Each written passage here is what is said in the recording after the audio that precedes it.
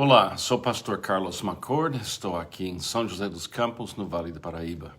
Espero que você esteja bem e pronto para mais um passeio na vinha do nosso Pai. É dia 6 de dezembro de 2021. Queremos ver Jesus, ouvir Jesus, amar Jesus para a gente poder repartir Jesus. Porque Ele veio ao mundo como o pão da vida e nós precisamos levar pessoas para essa fonte que não tem fim, essa fonte do amor que é Cristo Jesus revelado entre nós. E agora Ele habita na vida de cada discípulo. Eu espero que você esteja bem e já pronto para pensar um pouco mais sobre Jesus. Nós terminamos na semana passada capítulo 16 do Evangelho segundo João. E a gente está lendo versículo por versículo esse relato verdadeiro, essa narrativa verdadeira de Jesus Cristo, nosso Salvador. Eu tenho sido abençoado muito nesse estudo, somente com essa oportunidade de mais uma vez andar nessas páginas da Bíblia. Terminamos capítulo 16 com essas palavras de Jesus. Ele disse: Eu lhes disse essas coisas para que em mim vocês tenham paz. Então, o alvo das palavras de Jesus, ele diz aqui, é que o discípulo viva em paz. No mundo vocês terão aflições, disse Jesus. Contudo, tenham ânimo. Eu venci o mundo. Acho interessante, ele disse, venci, passado, quer dizer, na mente dele, a obra de vencer o mundo já foi feito. Agora, ele continua falando. Impressionante. Coloca-se no meio desse momento. Jesus está com esse grupo pequeno, seus primeiros discípulos. E desde capítulo 13, aqui a gente lê que ele lavou os pés, ele falou da traição que ia acontecer, ele falou que ele precisava sair, preparar um lugar para nós no céu, e fala muita coisa. Então, quando ele fala, eu venci o mundo, ele para de conversar com os discípulos. Agora, ele fala com seu Pai. Mas o que eu acho muito interessante e muito bonito, ele permite seus discípulos ouvir essa oração. Eu não me lembro, e alguém pode me corrigir, mas eu não me lembro de outro lugar nos evangelhos onde Jesus, orando com seu Pai, fica tão aberto para todos os seus discípulos ouvir exatamente o que ele falou. Essa oração é uma oração que, de uma certa forma, fecha o capítulo da obra que tinha que ser feita. E ele ora de uma forma tão clara, tão linda, que a gente volta para aquela declaração do autor C.S. Lewis. Ouvindo ele orar, a gente tem três opções.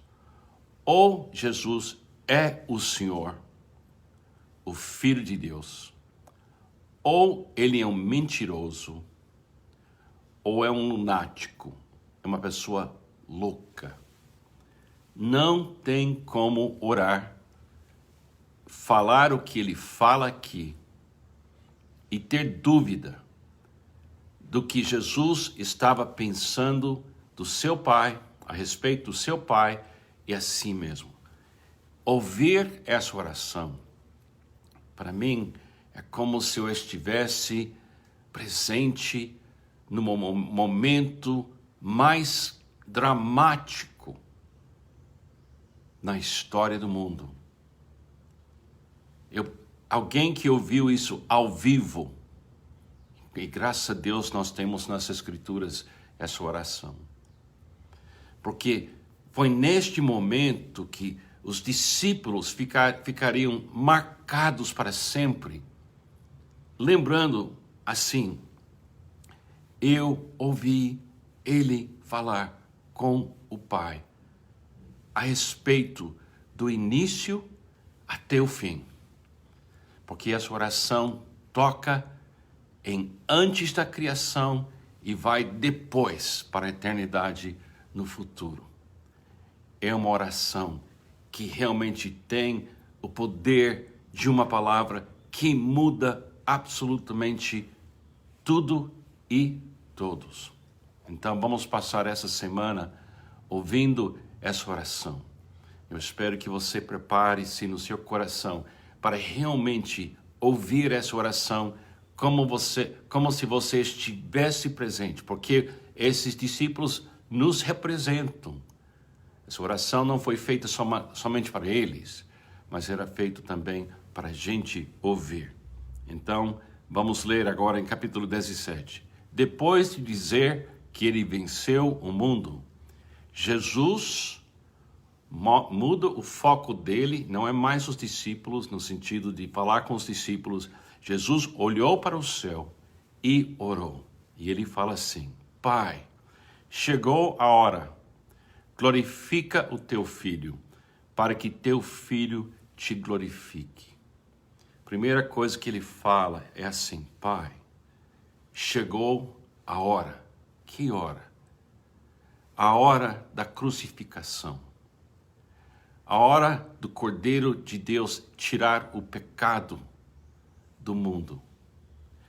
A hora de Jesus Cristo ser oferecido como sacrifício para a redenção da humanidade, para abrir o caminho para nos levar de volta ao Pai. Ele fala: glorifica o teu filho, para que teu filho te glorifique. Agora, essa palavra glorificar temos comentado antes, mas é muito importante. Glorificar significa revelar. Mas mais do que revelar, significa fazer acessível, compreensível, aberto. Ele está dizendo: eu tenho feito tudo quase em secreto, de uma forma de não chamar tanta atenção, porque não era a hora completa ainda.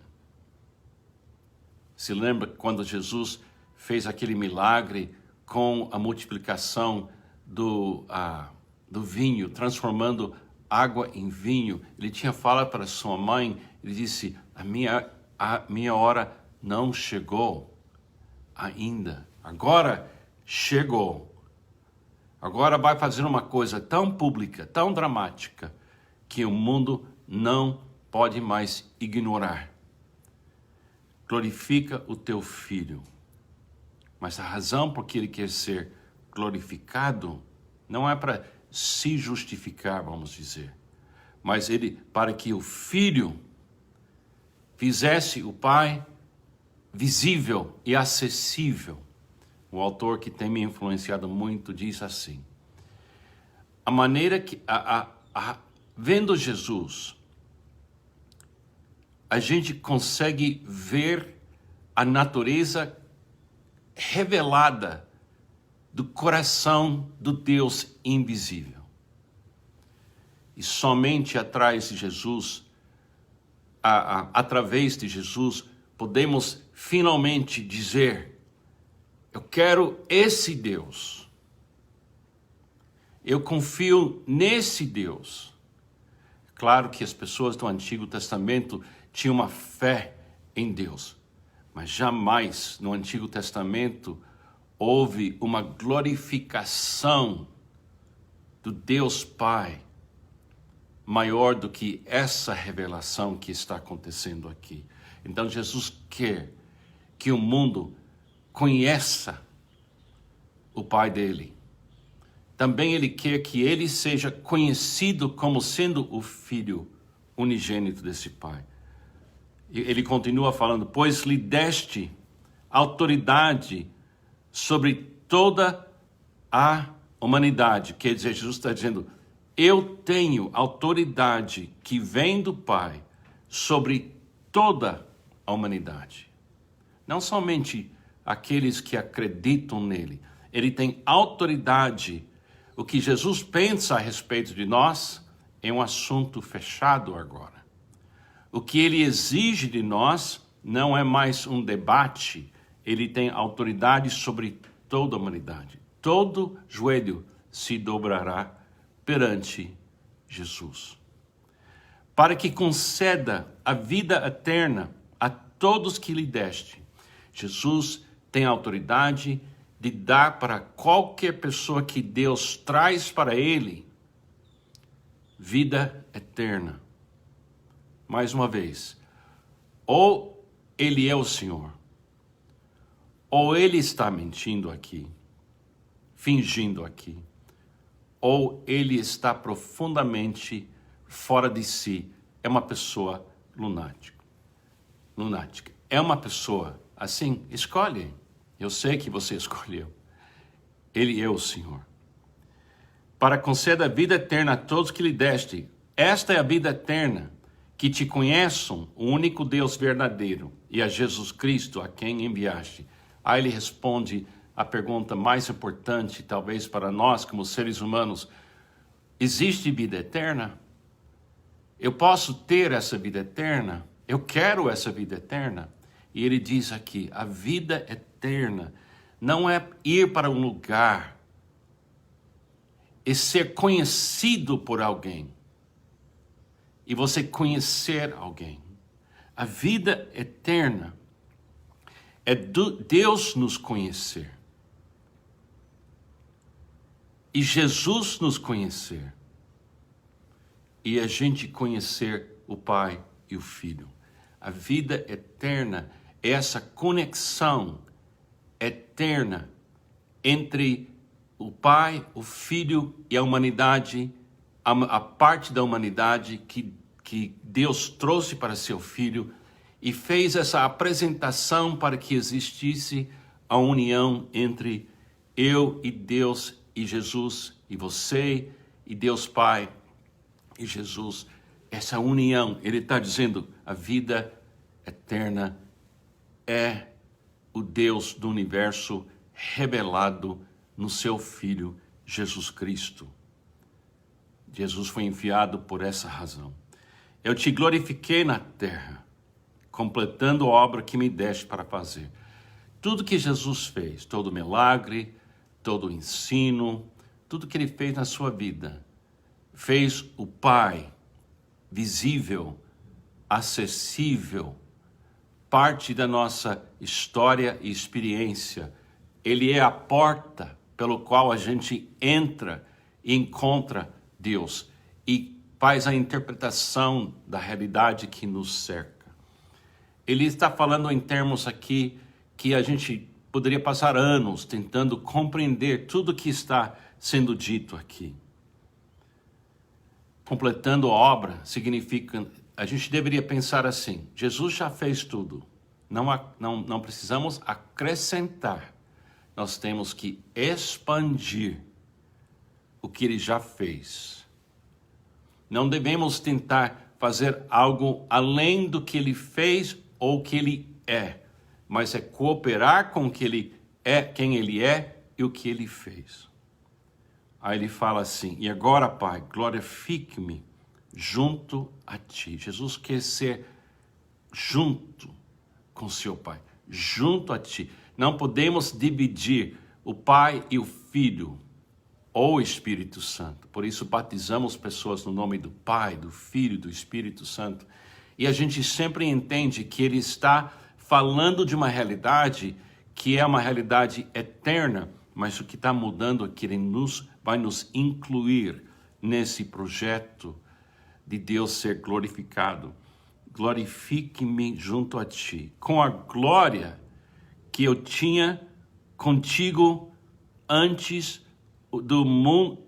que o mundo existisse. Agora sim, ele fala aqui, ou ele está falando como o Filho unigênito de Deus, Deus que se fez carne e habitou entre nós, ou ele está falando uma loucura. Ele existiu antes do mundo existir. Gente, aqueles que falam que Jesus nunca alegou ser Deus. Não entendeu essa oração. Aqui ele, sem dúvida, sem qualquer dúvida, ele declara que antes de tudo que se vê, a glória dele com o Pai já estava acontecendo e vai continuar acontecendo durante toda a eternidade.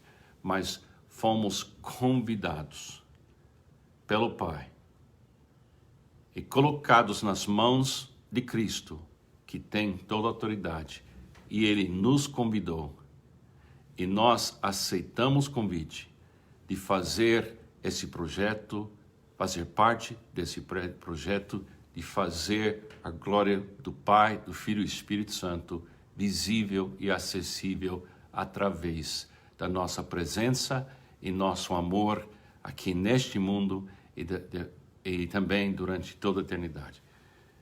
Essa oração fecha o assunto. Muitos assuntos. Mas o que fechou aqui agora, nessas palavras para nós, é que a hora chegou. Ele pediu para Deus glorificá-lo, para que ele pudesse glorificar o Pai. Ele explicou para nós o que é a vida eterna. Ele falou que ele completou a obra, a gente não precisa fazer mais nada, essa obra já é uma obra feita. Aí ele diz, lembra-se, eu sou o que eu sou desde a eternidade passada e sempre serei o que eu sou junto com meu Pai e com vocês. É impressionante, inesquecível. Tenho certeza absoluta que essa oração segurou esses discípulos durante todo o seu trajeto aqui neste mundo. Lembra-se que a maioria deles, 10 dessas pessoas, seriam mártires e um exilado. E eles lembraram, eu tenho certeza que eles sempre guardaram essa oração. Guarda essa oração na sua vida também. Que Deus te abençoe.